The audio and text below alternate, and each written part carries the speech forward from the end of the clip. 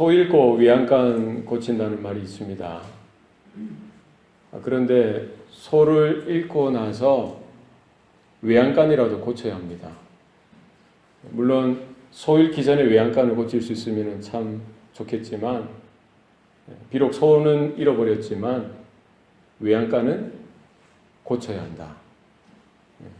어떤 사람들은 소도 잃어버리고 또 외양간도 고치지 않는 사람이 있습니다.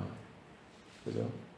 우리가 큰 일을 당했을 때, 어려운 일을 당했을 때 기본을 다지고 다시 근본을 쌓고 울타리를 치고 다시는 두 번 다시는 이런 실패를 경험하지 않기 위해서 우리 자신을 돌아보는 일들이 필요합니다. 신앙생활은 행복해야 합니다. 교회에서 이렇게 신앙생활하는 것은 더더욱 행복해야 됩니다. 마음이 평안하고요, 하나님이 주시는 기쁨과 감사가 넘쳐나야 되는 거예요.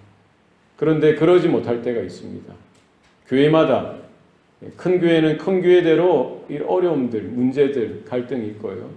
또 작은 교회는 작은 교회대로 이런 문제들, 이런저런 어려움들이 있다는 거예요. 왜 그렇겠습니까? 여러 가지 이유들이 있을 겁니다. 여러 가지 이유들이 있을 거예요. 그러나 그 중에 하나는 성도가 무엇인지, 성도가 어떤 존재인지를 알지 못하기 때문에 그렇다는 거예요. 교회가 무엇인지, 교회가 어떤 존재인지를 제대로 알지 못하기 때문에 그렇다는 겁니다. 우리가 신앙생활하면서도요, 어려서부터 그런 습관들, 경험들, 또 다른 사람들이 그렇게 하기 때문에 이렇게 쫓아가는 그런 일들이 있습니다. 사람들마다 여러 가지 생각들이 있죠. 교회에 대한 생각들이 다양할 수 있어요. 교회는 이러해야 된다. 교회는 저러해야 된다. 자기 나름대로의 생각들이 있습니다. 자기가 원하는 교회, 자기가 바라는 교회, 자기가 꿈꾸고 기대하는 교회들의 모습이 있을 수가 있다는 거예요. 그런데 이런 여러 가지 차이점이나 다른 점들, 이런 여러 사람들이 모여서 자기가 원하는 교회가 되어지기를 원한다는 거죠. 자기가 꿈꾸는 교회가 되어지기를 원한다는 거예요. 이러다 보면은 영적인 균열이 생기고요. 영적인 이런 어려운 이런 갈등이 생기고 문제가 되어질 수도 있다는 겁니다. 그래서 우리 어렸을 때 우리 경험들, 예전 교회에서 이렇게 섬겼던 그런 경험으로 인한 이 교회상, 교회는 이러해야 돼, 교회는 이와 같아야 돼, 성도는 이와 같아야 돼, 목회자는 이와 같아야 돼, 이런 모습들이 아니라, 이것이 아니라 어떤 성경으로 돌아가자는 거예요. 성경으로 돌아가자는 거예요. 과연 하나님의 말씀에 교회는 어떠해야 하는지에 대한 그 모습을 우리 회복해야 되는 것입니다. 그 언제나 교회 사적으로 보면 위기와 문제, 어려움이 있을 때 늘 언제나 했던 운동이 그거예요. 초대교회로 돌아가자는 거예요. 처음에 주님께서 디자인하시고 주님께서 계획하시고 주님께서 소원하셨던 교회의 모습이 어떠했냐는 것이죠. 어디로 돌아가냐? 초대교회로 돌아가자는 거예요. 초대교회로. 사도행전의 교회로 돌아가자는 거예요. 과연 하나님께서 소원하시고 하나님께서 꿈꾸셨던, 하나님께서 디자인하셨던 그 교회의 모습을, 그 본질을 우리가 찾고 그 교회로 돌아가자는 것입니다. 우리 교회가 어떤 사람이 아니라 주님이 원하시는, 하나님이 디자인하셨던 대로 하나님이 원하시는 바로 그러한 교회가 될 수 있기를 소원합니다. 그래서 내 안에 여러 가지 기대나 소원이 있을 수 있지만 그 다 접고 하나님이 원하시는 교회가 뭐냐, 사도행전에서 나타난 그 교회의 모습이 뭐냐, 그 본질을 다시 확인하고 우리 성도들도 회복되어지고 교회도 회복을 얻고 하나님이 붙드시고 하나님이 사용하시는 그와 같은 온전한 성도, 그와 같은 온전한 교회가 되시기를 축원합니다. 사도행전을 보면은요, 이와 같이 성도가 어떻게 살았는지, 사도들이, 제자들이 초대교회 성도들이 어떻게 사역을 감당했는지에 대한 모습이 분명히 기록되어져 있습니다. 사도행전이죠. 사도들이 성령을 받고요, 복음을 가르치고 복음을 전파하면서 증거하는 곳마다 거기에 성도들이 생겨나게 되고 또 새로운 교회가 일어나게 되어지는 그런 일들. 복음이 흘러가는 곳마다, 복음이 확장되어지는 곳마다 하나님의 나라가 확장되어지고 하나님의 살아계신 역사가 그 자리에 나타났던 것을 볼 수가 있습니다. 사도행전이 우리의 교과서가 되어지고요, 사도행전이 우리의 마음의 지침서가 되어지고 우리 교회의 하나의 원본이 되어져서 우리가 늘 언제나 얼라이먼트를 해야 돼요. 얼라이먼트. 우리가 제대로 가고 있는지, 바른 모습으로 서고 있는지, 온전하게 세워져 있는지 얼라이먼트를, 그 방향이 중요하거든요. 사도행전이 지향하고 있는 주님께서 말씀하셨던, 성령께서 주도하시는 그와 같은 교회로 나아가기를 우리가 힘쓰는 저와 여러분 되시기를 바랍니다. 사도행전을 기록했던 인간 저자죠. 사람 저자는 누가입니다. 누가. 예수님의 제자였고 이방인이었고 의사였습니다. 그가 성령의 이런 감동으로 인하여 누가복음을 기록하였을 뿐만 아니라 오늘 본문에 보면 사도행전도 기록했다는 거예요. 그죠? 이때 당시에 초대교회에 이런 기독교에 대해서 폄하하는 일들이 있었어요. 기독교에 대한 안 좋은 소문을 퍼뜨리는 사람들, 그런 세력들이 있었습니다. 험담하고요, 기독교를 비난하고 기독교를 깨트리기 위해서, 복음을 이렇게 무너뜨리기 위해서, 교회를 이렇게 어렵게 하기 위해서 이런 악한 이런 세력들이 있었습니다. 그래서 누가가 이와 같은 상황들에 대한 변호로서 기독교가 뭐냐, 예수가 누구신지, 복음이 과연 무엇인지, 교회가 과연 어떤 존재인지에 대해서 이렇게 바로 알려주기 위해서 이렇게 글을 쓰기 시작했던 것이죠.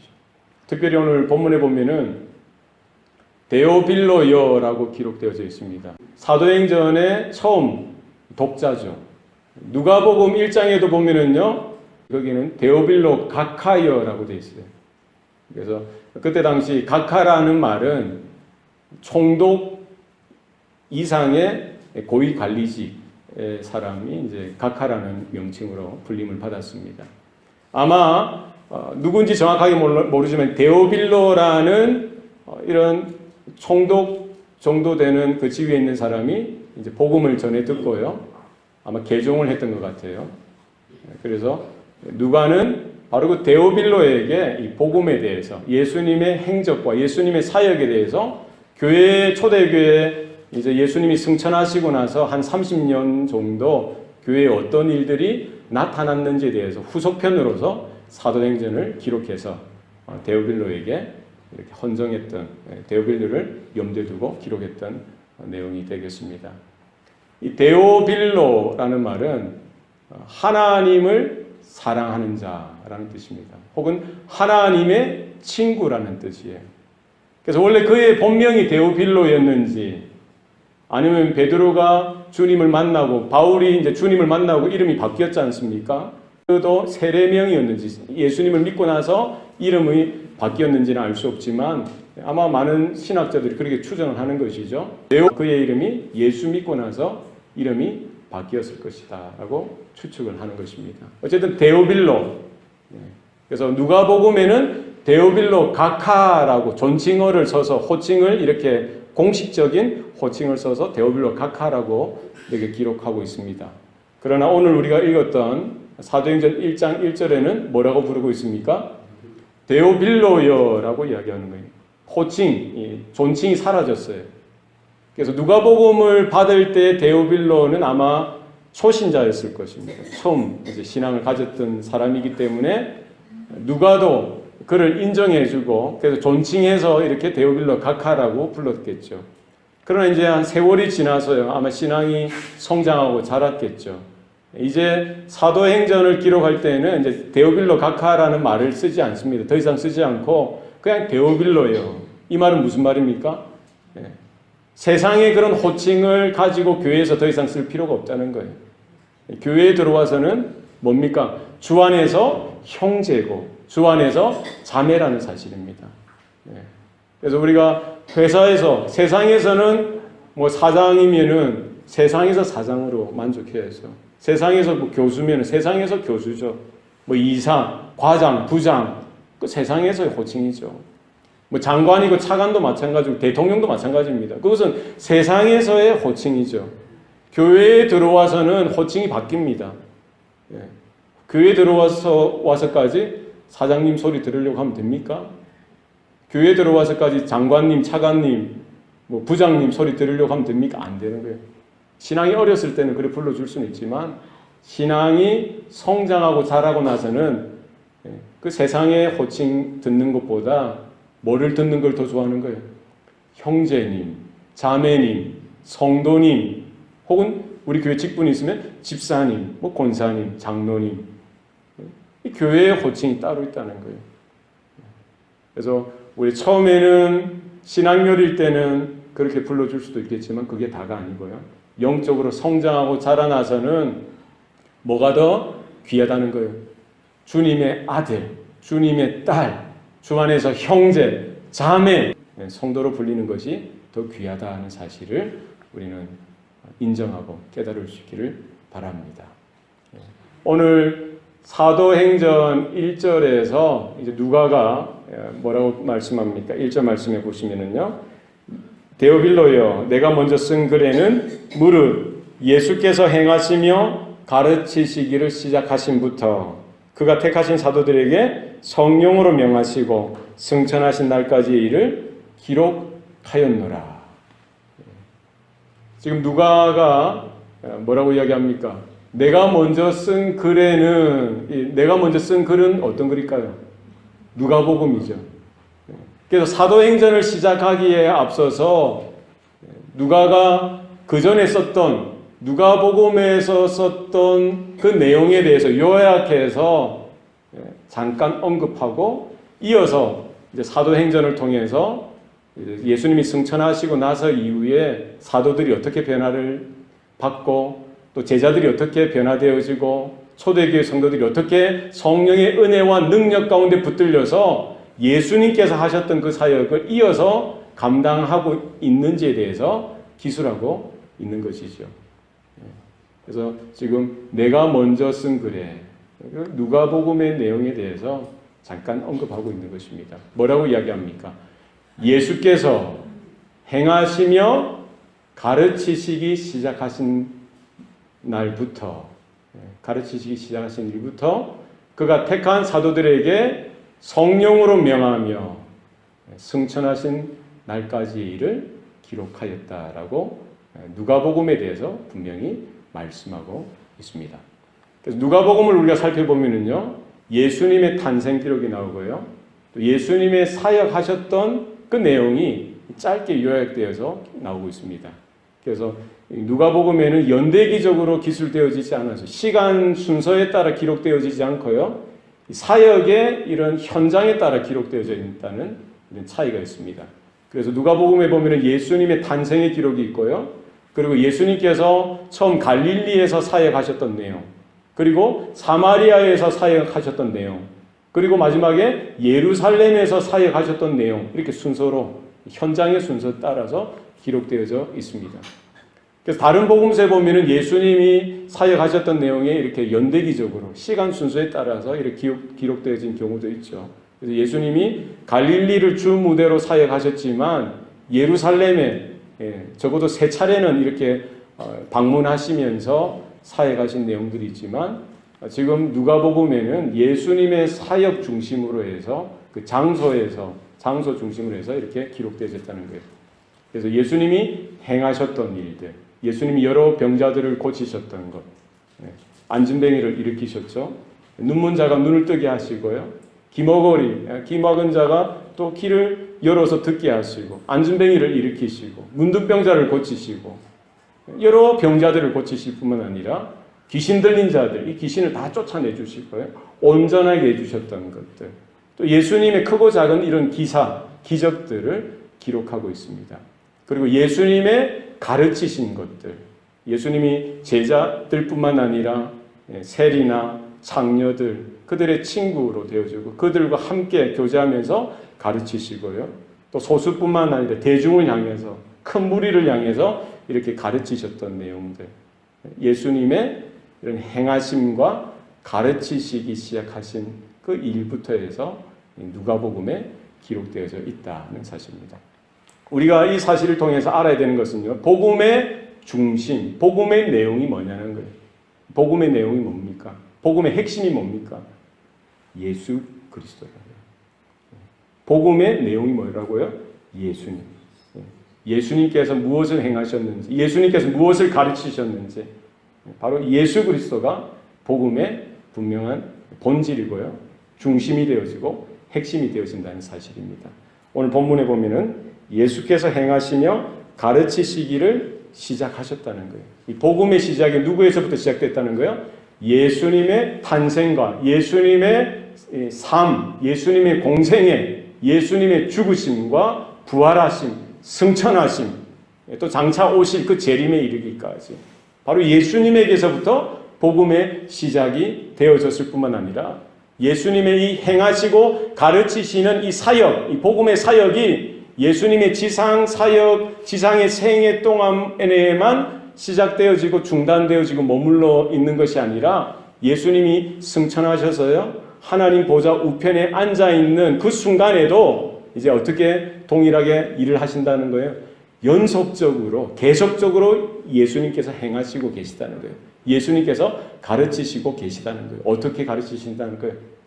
예수님이 육신의 몸으로 임하셨을 때, 여기 지상의 삶 가운데 주님이 직접 하셨죠. 그리고 주님이 죽으시고 부활하시고 승천하시고요, 하나님 보좌 우편에 앉아 계실 때에는 그 행하시고 가르치시는 사역, 복음 사역을 어떻게 이어가십니까? 약속하신 보혜사 성령을 그 제자들에게, 사도들에게, 초대교회 성도들에게 부어주심으로 말미암아 성령을 통해서 그 제자들의 헌신된 삶으로 인해서 예수님께서는 자신의 복음 사역, 행하셨던 일들, 가르치신 일들을 계속해서 이어가셨던 것입니다. 그래서 누가복음에는 1권이죠.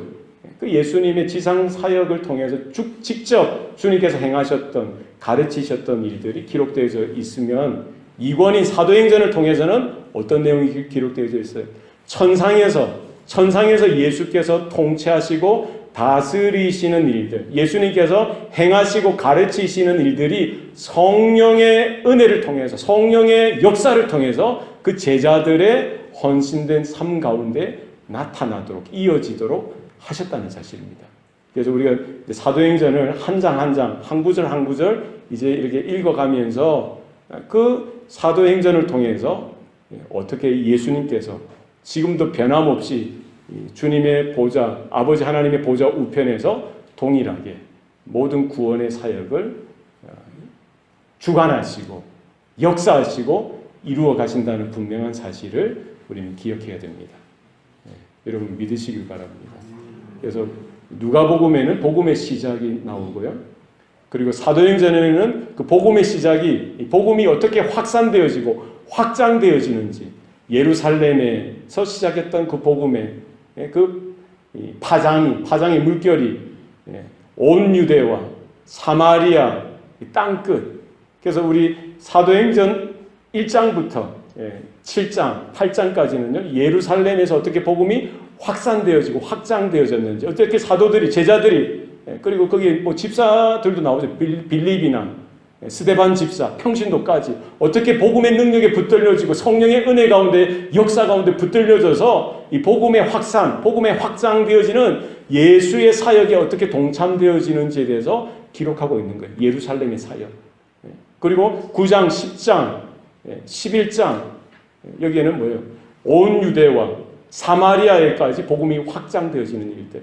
그리고 이제 12장, 13장부터 해서 28장까지는 이것이 이제 소아시아와 마게도냐와 그때 당시 땅끝으로 여겨졌던 로마에 이르기까지 어떻게 복음이 확산되어졌는지, 하나님의 사람들을 통해서, 예수의 제자들을 통해서, 그 헌신된 그 소수의 교회를 통해서, 사람들을 통해서 어떻게 복음의 능력이 폭발하고 역사하고 확장되어지는지. 복음이 확장되어지는 것은 뭡니까? 바로 그 하나님의 나라가 더불어 확장되어지고 하나님의 구원이, 하나님의 택한 영혼들이 그 복음 안으로 들어오고 하나님 나라 안으로 들어오는 일들이 그 사도행전 구석구석 곳곳에서 우리가 발견하고 읽어낼 수가 있게 되겠습니다. 그래서 중요한 것은요, 1권이 시작되어졌고요. 사도행전은 몇 권이에요? 제2권이죠. 그래서 28장 로마에 이르기까지 여기까지 소개하고 있고요. 그 이후에 로마에서부터 시작해서 온 유럽과 또 이렇게 아시아와 아프리카와 아메리카 대륙을 지나서 우리 한국까지 지금도 계속해서 주님이 재림하실 그때까지 이 복음이 확산되어지고 복음이 확장되어지고요. 하나님의 나라가 확장되어지는 그 일들이 어디에 기록되어지고 있을까요? 제3권에 계속 기록되어지고 있는 거예요. 비록 우리가 뭐 기록하고 있지는 않지만 성령께서 하나님께서 보실 때 이제 제3권은 오픈되어져 있어요. 오늘도 선교지마다, 오늘도 주님의 몸된 교회마다, 그것이 뭐 남미든 중남미든 아시아 중국이나 몽골, 인도 저 산골짜기이든지 아프리카이든지 중동 땅이든지 심지어 북한 땅에도 지금도 신약교회 또 성도들의 헌신과 성령의 나타남과 성령의 역사와 능력에 붙들린 그 소수의 성도들을 통해서 어떻게 하나님께서 그 구원의 일들을 이루어 가시는지, 지금도 여전히 하나님 아버지 보좌 우편에 앉아 계신 그 예수께서 어떻게 자신의 사역을 지금 천상 사역으로서, 그전에는 지상 사역으로 그 일들을 행하셨다면 지금 천상 사역으로서 어떻게 성령을 통해서 헌신된 주의 제자들, 부름받은 택한 제자들을 통해서, 사도들을 통해서, 주님의 몸된 교회를 통해서 어떻게 행하고 계시는지 지금도 계속 제3권으로서 이어지고 기록되어지고 있다는 사실을 여러분 기억하시길 바랍니다. 그 연장선상에서 우리 교회가 있다는 사실이에요. 여러분, 주님의 몸된 교회, 그 영광스러움과 위대함을 우리가 온전하게 바라볼 수만 있다면 우리가 이런 식으로 신앙생활을 하지 않겠죠. 여러분, 눈이 활짝 떠지시기 바랍니다. 교회가 뭔지, 하나님의 영광이 뭔지, 하나님의 구원이 뭔지, 영생의 소망이 뭔지 우리 분명히 바라만 볼 수 있다면 우리가 지금 이렇게 이와 같은 게으름과 나태함과 이와 같은 모습으로 설 수 없는 거예요. 날마다 내 자신을 깨트리고요, 내 마음을 찢고요, 하나님 내가 죄인입니다, 하나님 내가 불충성한 게으른 종입니다, 주님 불쌍히 여겨 주옵소서. 우리가 다시 한 번 더 복음 앞에, 다시 한 번 더 사도행전적인 그 성도요, 사도행전적인 교회가 어떤 모습인지 다시 그 사실을 확인하고 복음의 진리 가운데 우리 다시 거듭나는 새로워지는 은혜가 있어야 할 것입니다. 우리가 만족해서는 안 돼요. 나태하고 늘 언제나 우리가 그냥 있으면은요 또 내려가게 돼 있어요. 그냥 있으면 또 내려가게 돼 있어요. 막 달려가면은요 쓰고 싶으면은 안고 싶고, 안고 싶으면 눕고 싶으면은 졸고, 또 졸다 보면 자는 거예요. 아이고 이게 더 좋아, 이게 더 좋아. 여러분, 타협하지 마시고 내 마음에 편한 것들을 지향하고요. 어렵다, 힘들다, 부정적인 생각도 들고요. 안 된다. 이런 마음들 누가 주는 거예요? 사단이 주는 거예요. 사단이. 마귀가 주는 거예요. 내 안에 정욕, 육체의 소욕이 그런 것들을 일으키는 거예요. 거기에 대해서 여러분 마음을 이렇게 두지 마시고 복음 가운데, 하나님의 말씀 가운데, 하나님의 그 부르심 앞에 서는 저와 여러분 되시기를 바랍니다. 이 모든 일들을 주님께서 어떻게 행하신 거예요? 오늘 본문에 보면은요, 2절 말씀에 그가 택하신 사도들에게 성령으로 명하여 승천하신 날까지 일을 기록하였다는 거예요. 주님께서 하시는 사역은 혼자 하시는 사역이 아니었다는 거예요. 주님 홀로 홀홀단신하는 사역이 아니라 아버지 하나님과 동역하셨고요, 성령 하나님과 함께 동역하셨던 사역이었던 것입니다. 그래서 예수님의 탄생부터 예수님의 그 모든 사역, 그 어려서부터 12살에 또 그 사건이 기록되어져 있죠. 그리고 공생애, 예수님의 또 그리고 순환, 고난, 죽으심, 부활과 승천에 이르기까지 모두가 뭐와 함께하는 거예요? 아버지 하나님의 뜻을 쫓아서 하나님 아버지의 영원한 섭리를 따라서 거기에 순종할 뿐만 아니라 성령의 그 도우심과 성령의 그 역사 가운데 함께 하셨던 거예요. 예수님의 탄생부터 그랬죠. 예수님이 어떻게 태어나십니까? 하늘에서 뚝 떨어지지 않지 않습니까? 동정녀 마리아 가운데 성령으로 잉태케 하셔서 주님께서 이 땅에 출생케 하셨죠. 태어나셨던 것입니다. 예수님께서 어려서부터 성령 충만했어요. 마리아 뱃속에서부터 성령 충만했어요. 배 태 속에서 애가 차고 뛰어 노는 거예요. 성령 충만했던 겁니다. 그죠? 그리고 예수님이 공생애 하실 때도요, 세례 요한에게 세례를 받으시고 물 위로 나오셨을 때에 하늘 문이 열리고요. 그 위에 성령이 비둘기와 같이 예수님의 머리 위로 임하셨던 거예요. 그리고 하늘에서 아버지의 음성이 들립니다. 이는 내 사랑하는 아들이요 내 기뻐하는 자라. 예수님께서 공생애를 시작하실 때 뭐를 받으셨어요? 성령의 세례를 받으신 거예요. 성령의 기름 부으심이 그 자리에 있었던 겁니다. 그래서 예수님이 하나님이시고 하나님의 독생자시고요. 스스로도 하나님의 영광으로 가득 차신 그와 같은 자존하신 모든 권세와 능력이 무한하신 그와 같은 하나님이시지만 그럼에도 불구하고요. 아버지 하나님과 성령 하나님과의 이와 같은 공적인 동력하신 그 모습이 있었던 거예요. 제자들에게도 마찬가지입니다. 너희들은 마음에 근심하지도 말고 두려워하지도 말라. 하나님을 믿으니 또 나를 믿으라는 거예요. 비록 예수님은 장차 그들을 떠나가실 수밖에 없지만 제자들이 그것을 알고는 두려워하고 근심하는 거예요. 그럼 무엇을 약속하세요? 보혜사 성령이 곧 임하신다는 거예요. 나는 떠나지만 내가 곧 다시 오리라 약속하셨어요. 무엇으로 오시는 거예요? 보혜사 성령으로 오시는 거예요. 하나님의 영으로 오시는 거예요. 예수의 영으로 임하시는 거예요. 예수님께서 그 보혜사 성령에 대해서 아버지 하나님께서 약속하신 그 성령을 받을 것을 말씀하시고요. 부활하신 예수님께서 그 제자들에게 찾아가셔서도 뭐를 받으라는 거예요? 엠마오로 가는 그 두 제자에게요.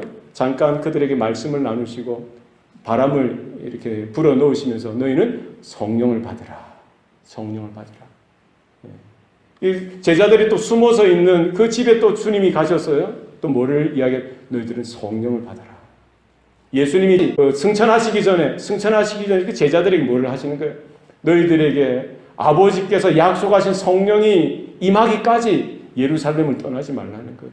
하늘로부터 임하는, 위로부터 임하는 능력으로 너희가 옷 입힘을 받을 때까지 예루살렘을 떠나지 말라는 거예요. 성령이 너에게 곧 임하실 것이다. 임하면 너희가 권능을 받고 그제서야 하나님의 뜻을 쫓아서 이와 같은 복음의 확산, 복음의 확장, 하나님의 나라가 확산되어지는 그 일에 온전하게 쓰임받는 존재가 될 것임에 대해서 말씀하고 있는 것입니다. 여러분, 성도의 삶 가운데 가장 중요한 것 중에 하나가 뭡니까? 여러분, 성령을 받으시길 바랍니다. 교회 가운데 성령의 충만한 은혜가 임하여야 합니다. 성령이 소멸되어진다든지 성령이 이렇게 정말 우리를 압도하시고 주장하시고 역사하셔야 되는데 그러지 못할 때 이런 문제들이, 갈등이나 어려움들이 나타나게 된다는 것입니다. 무엇으로 가능합니까? 우리가 처음 예수님을 영접할 때에도 마찬가지입니다. 회개해야 되는, 회개하고요. 믿음으로 우리가 구원을 받듯이, 거듭나듯이 우리가 성령을 이렇게 성령으로 충만함을 받는 것도 마찬가지예요. 주님이 너희는 성령을 받으라라고 하셨고요. 또 사도 바울도 너희는 성령의 충만함을 받으라라고 에베소서에서도 기록하고 있죠. 성령을 받는 것, 성령의 충만함을 받는 건 뭡니까? 늘 회개하고 또 우리의 믿음을 우리가 살펴서 주님 앞에 전적으로 우리가 순종하고 낮아지고 겸손하여서 우리가 돌이킬 때에 하나님께서 성령의 충만함을 주시는 줄로 믿습니다. 주님께서 승천하셨고요. 승천하신 그 주님께서 지금도 우리의 모든 삶을, 모든 역사를, 모든 구원 역사를 통치하시고 다스리시고 하나님의 주권과 하나님의 왕권이 바로 주 예수께 있다는 사실을 여러분 기억하시기를 바랍니다. 바로 그 예수님께서 내가 곧 오리라. 곧 재림하신다고 하셨어요. 그날, 그 시가 언제인지는 우리는 알 수 없지만 주님께서 곧 오신다는 사실을 여러분 기억하시고 우리에게 맡겨주신 사명을 주님이 오실 날까지 우리가 깨닫고 그 사명 따라 살아가는 저와 여러분 되시기를 바랍니다. 이 복음의 내용에 대해서 주님께서 이어서 말씀하십니다. 3절 말씀에 그가 고난받으신 후에 또한 그들에게 확실한 많은 증거로 친히 살아계심을 나타내사 40일 동안 그들에게 보이시며 하나님 나라의 일을 말씀하시니라.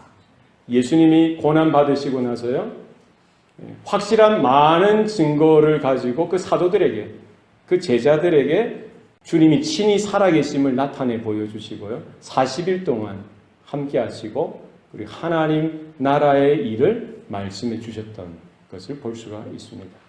이 복음이 뭡니까? 바로 하나님의 나라가 임했다는 거예요. 복된 소식, 가장 기쁜 소식이 뭐예요? 하나님의 나라가 임했다는 거예요. 예수님의 첫 번째 메시지가 뭐였습니까? 회개하라, 천국이 가까이 왔느니라. 무엇으로 시작되어진 거예요? 예수님의 성육신 하신 사건을 통해서, 예수님이 오심을 통해서 예수님의 첫 번째 메시지가 뭐였던 거예요? 바로 회개하라, 하나님의 나라가 임했다. 여러분, 세례요한도 증거하고요, 또 예수님의 제자들, 초대교회가 증거했던 건 뭐예요? 하나님의 나라라는 거예요. 결국 하나님의 나라가 임하는데 무엇을 통해서 임하는 거예요? 이 복음을 통해서. 복음이 뭡니까? 오늘 본문에 보면은 예수님이 고난받으셨던 것. 이게 뭡니까? 파스카라는 헬라 단어죠. 파스카. 우리가 예전에 패션 오브 크라이스트 보셨죠? 이 패션에 해당하는 단어가 파스카라는 거예요. 예수님의 순환, 예수님의 고난, 예수님이 채찍에 맞으시고 십자가에 못 박히시고 창에 찔리시고 죽임 당하셨던 것, 예수님의 죽으신 그 사건, 예수님의 고난, 이것이 복음 중에 하나라는 거예요. 그리고 그것으로 끝나는 것이 아니라 3일 만에 다시 살아나셨다는 거예요. 여러분 믿으십니까? 예수님의 십자가에 죽으심과 3일 만에 다시 부활하셨던 이 사실이 복음의 핵심이고요, 복음의 능력이 되어진다는 사실을 여러분 기억하십시오. 예수님께서 부활하시고 승천하시기까지 40일이라는 그 시간을, 그 날을 통해서 제자들과 함께 제자들에게 나타나셨어요. 확실한 많은 증거를 가지고 자신이 친히 살아나신 것에 대해서 계속 설명하시고 알려주시는 거예요. 뭐가 확실한 증거입니까? 예수님의 육신이죠. 몸이죠.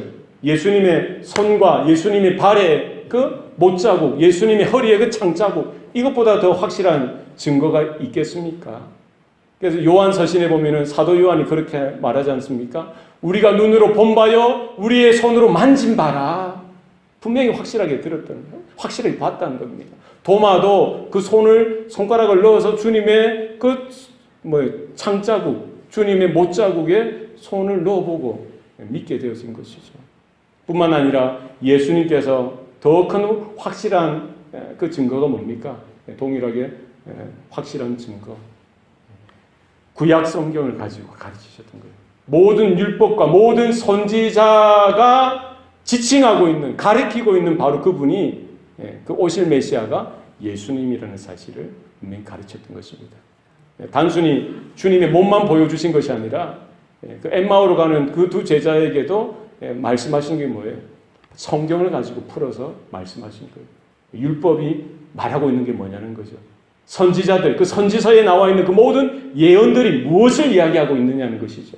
구약의 창세기부터 말라기까지 그 모든 성경이 말하고 있는 것이 뭐냐는 거예요.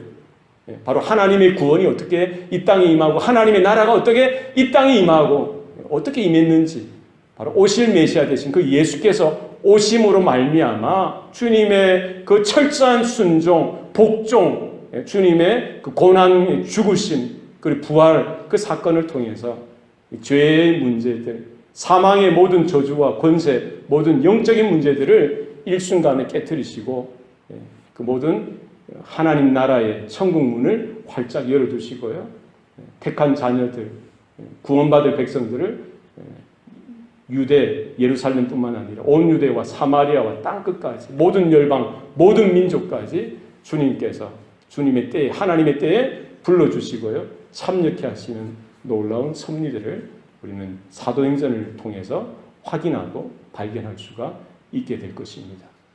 이와 같은 믿음의 눈이 활짝 열려서 하나님이여 우리 교회도 그처럼 사용하여 주시옵소서. 하나님 내 인생 이제 아직 젊습니다. 여러분 따라합시다. 주님 저 아직 젊어요. 여러분 모세는 몇 살 때 부름받았습니까? 80세. 여러분 80 넘으신 우리 형 권사님 빼고는 다 젊은 거예요. 젊은 거예요. 여러분 눈을 확 뜨시고 어제 안주하지 마시고 오늘 나에게 주실 또 내일 우리에게 허락하실 하나님의 능력 성령을 기다리시고 성령을 충만하게 받으시고 짧은 우리 한 인생 뜨겁게 성령의 불로 활활 타올라서 아낌없이 쓰임받는 저와 여러분의 삶이 되시기를 축원합니다. 축원합니다. 축원합니다. 기도하시겠습니다. 살아계신 아버지 하나님, 우리에게 성령을 주시옵소서. 하나님이 우리의 메마른 가슴 가운데 성령의 능력을 부어 주시옵소서. 하나님, 우리의 혼란한 마음 가운데 다시 한 번 더 십자가로 가게 하시고 복음 앞에 서게 하시고 사도행전으로 돌아가게 하셔서 사도행전에 나타난 바로 그 제자들처럼 그 성도들처럼 하나님이 우리의 짧은 인생 우리의 성령의 능력 가운데 붙들려서 주님께 하나님 아버지께 온전하게 쓰임받는 귀한 인생들 되게 하여 주시옵소서. 이 교회를 축복하여 주시기를 원합니다. 하나님 겨자씨 하나처럼 미약하고 또 이렇게 존재감 없는 그와 같은 모습입니다. 마치 그 11 사도들 그 제자들처럼 초대교회 성도들처럼 하나님 미약한 존재들입니다. 그러나 하나님께서 함께 하시고 하나님께서 약속하신 성령을 부어주시고 그 복음 가운데 다시 한 번 더 서게 하실 때에 하나님께서 역사하시고 하나님께서 그 영광을 드러내시며 하나님의 형상이 회복되어지게 하시고 주의 복음이 땅끝까지 이르러 주님의 재림을 준비하는 그 일에 이 교회도 우리 성도들도 쓰임받게 되는 줄로 믿습니다. 하나님 이 믿음 가운데 또 우리가 하나님 앞에서는 귀한 성도들 쓰임받는 주의 백성들 되게 하옵소서. 감사드리고 예수님 이름으로 기도합니다.